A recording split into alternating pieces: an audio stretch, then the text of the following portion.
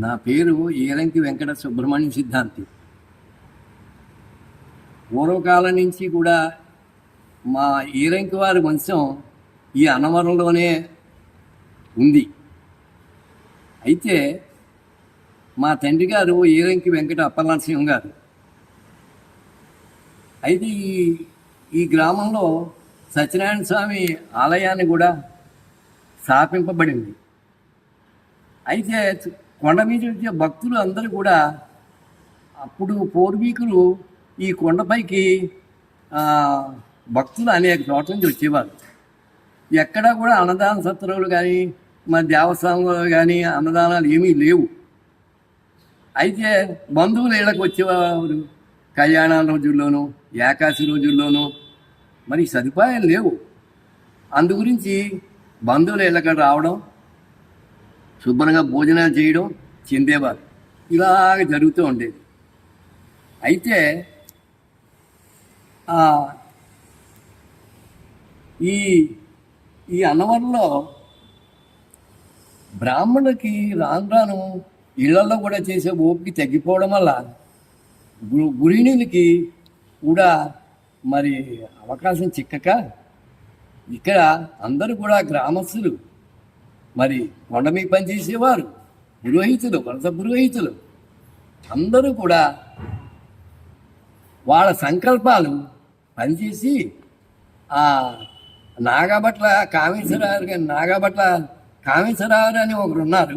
ఆయన కొంచెం నాయకత్వం ఆయన్ని నిలబెట్టి వారిని ఏమండి ఇక్కడ ఒక బ్రాహ్మణ అన్నదాన సత్రం పెడితే బాగుంటుంది, ఎంతోమంది అందరూ మరి అందరికీ బంధువులు ఉండొచ్చును ఉండకపోవచ్చును, అనేక మంది బ్రాహ్మణులు సత్యనారాయణ స్వామి సన్నిధిలోకి వస్తున్నారు, వారు నియమనిష్టలతో ఉంటారు, వాళ్ళకి భోజన వసతి మరియు కుదురుతుంది కుదరకపోతుంది, అంచేత నియమనిష్టలతో ఉండేటట్టుగా ఒక బ్రాహ్మణ సత్రం పెడితే బాగుంటుందని ఊళ్ళో గ్రామస్తులు, బ్రాహ్మణులు, కొండ మీద పనిచేసేటువంటి వేద పండితులు, అర్చకులు, వంశ పురోహితులు వీరందరూ ఏకతాటికి వచ్చి ఆ నాగభట్ల కామేశ్వర ద్వారా ఒక సంఘాన్ని స్థాపించి ఆ సంఘం ద్వారా ఈ సత్రంని పునఃప్రారంభించారు.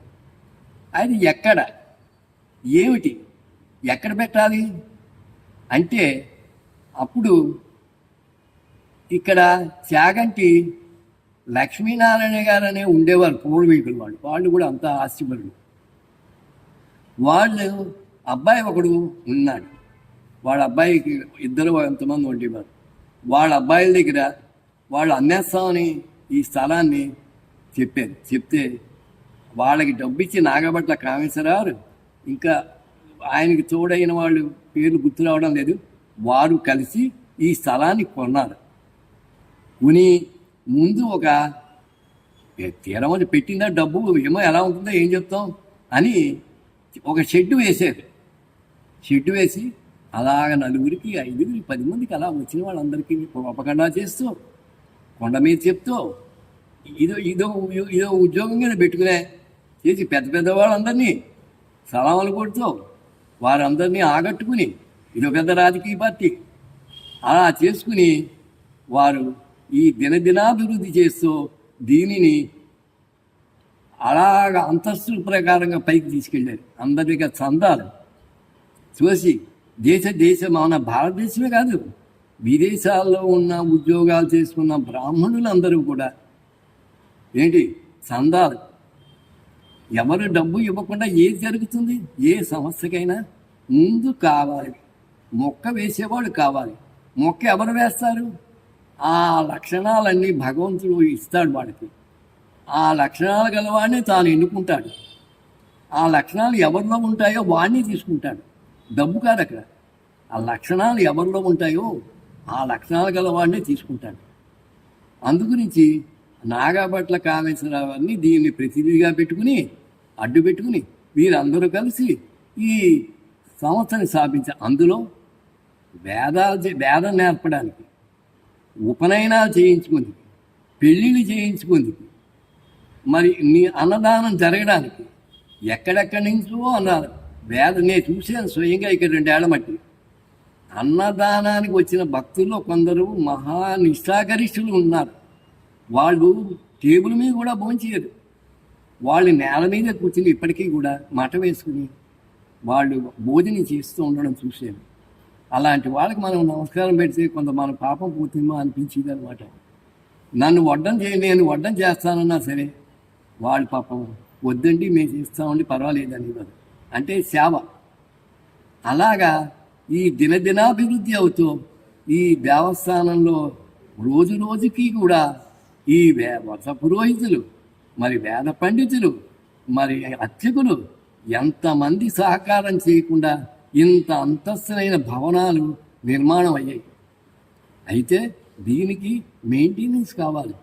చాలా ఉదారతగా ఎంతోమంది భక్తులు వారి యొక్క త్యాగబుద్ధికి, ఉదారతకి, దానశీలతకు మరి మేము వర్ణించడం శక్తి లేదు మాకు.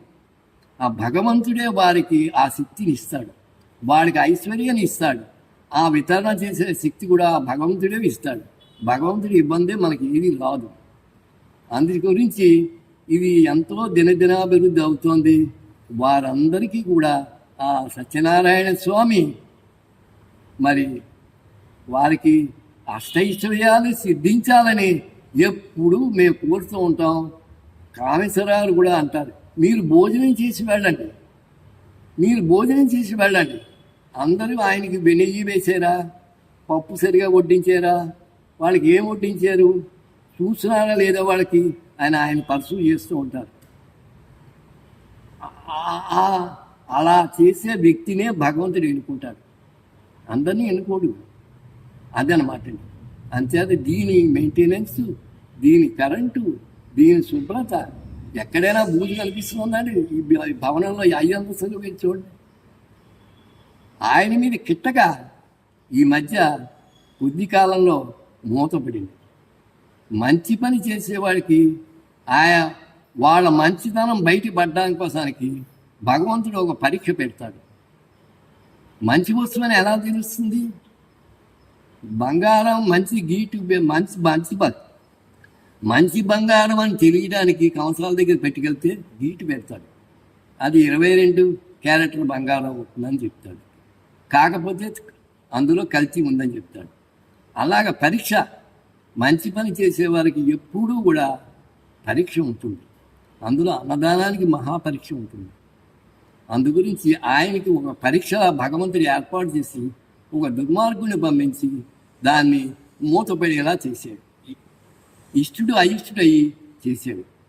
ఇప్పుడు మళ్ళీ భగవంతుడు ఆయన పరీక్ష పూర్తయింది, మీ పని మీరు చేసుకోండి అని ఆయన కార్యక్రమాన్ని అప్పగించాడు. ఇప్పుడు మళ్ళీ అందరూ మేము వచ్చి చెందుతున్నాం. నేను కూడా సేవాభావంతో ఇస్తున్నాను తప్ప నేను అందులో భోంచేస్తున్నాను, ఎంత తిన్నాను అంత తిన్నాను అనేటటువంటి దృష్టి నాకు ఎప్పుడూ లేదు. ఈ మధ్యన మూతపడ్డ తర్వాత కామేశ్వరరావు డొనేషన్ కట్టాము, దాని గురించి ఏం చేస్తున్నారు కామేశ్వరరావు అనుకున్నాను అని నేను శాంతాశ్రమంలో కూడా కొంచెం డొనేషన్లు కట్టాను మా పెద్దల పేరు. నాకు మనసు ఒప్పదు. మళ్ళీ తెరవగానే మళ్ళీ యథాస్థితికి వచ్చింది కదా అని, సత్యనారాయణ స్వామి పరీక్ష ఇది కదా అని నిర్ధారణ చేసుకున్నారు. మీరందరూ కూడా ఆ స్వామివారి భక్తులు ఏ దేశంలో ఉండండి, ఎక్కడ ఉండండి, ఈ భూమి మీద ఎక్కడ మీరు ఉన్నా సరే, మీరు ఆ అన్నమరలో సత్యదేవ నిత్య అన్నదాన సత్రము, అది కొండమెట్లకు ఎదురుగా కళ్ళంగారి వీధి అని ఉంది. ఆ వీధిలో సాయిబాబా గుడి ఉంది. గుడి పక్కనే గేట్ ఉంటుంది. ఆ గేటు లోపలికి ప్రవేశించండి. అన్నదాన సత్రం, అదే నిత్య అన్నదాన సత్రం. అదనమాట. అది బ్రాహ్మణులకు మాత్రమే. బ్రాహ్మణులు ఎవరైనా ఆయుసాగ్నిగా ఏ విధంగా ఎవరికి ఎలా కావాలంటే ఆ విధంగా ఏర్పాటు చేస్తాం. ముందుగా మీరు తెలియపరచండి వారికి. ఇప్పుడు యూట్యూబ్ ఏదో ఛానల్ పెట్టేట ఆ అకౌంట్ నెంబర్ ఇస్తాను, బ్యాంకులో మీరు ఆ నెంబర్కి మీరు జమ చేస్తే మామూలుగా వారికి జమ అవుతుంది. అదనమాట అండి.